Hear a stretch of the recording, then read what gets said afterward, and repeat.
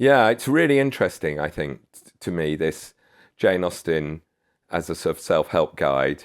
I haven't ever sort of, I haven't written about it. I haven't really thought hard enough about it because I can't be completely scornful of it, I must say, because I know in my heart that people who, especially if you get two people together who both know they're Jane Austen, um, quite often they will find themselves drawing lessons from their own experiences via Jane Austen novels. Even if it's just in crude ways, like, oh, so he's a bit of a Mr. Collins, you know, and you immediately understand. And people do this a lot, and people who know their Jane Austen do it a lot. And to go further, you start comparing other people or yourself with characters in certain circumstances or episodes in Jane Austen novels. And I think everybody who really likes Jane Austen can't escape the fact that they think Jane Austen is quite a good guide to life. Now, I think there's two obvious reasons why that becomes an inescapable thought. And the first is, in a way, something that we've been talking about, which is Jane Austen is so blinking probable, that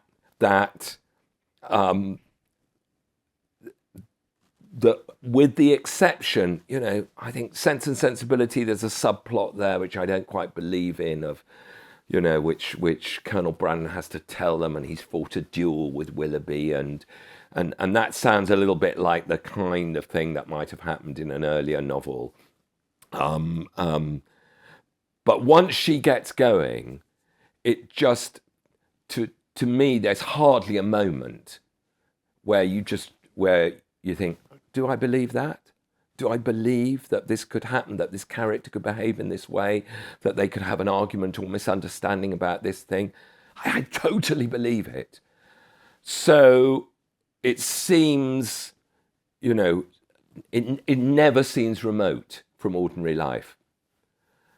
And the other thing, of course, is that her novels are so much about people making mistakes, making errors of judgment, making, potentially sometimes really disastrous mistakes. And I think that feeds into the sort of, I think a lot of the sort of self-help ideology is about that. Not making mistakes, or learning from your mistakes and not making them again. Yes?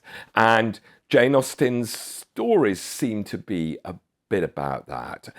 But Jane Austen novels aren't like that usually. They're about the mistakes we make, and her last novel, Persuasion, Anne Elliot, Jane Austen herself said, she's almost too good for me.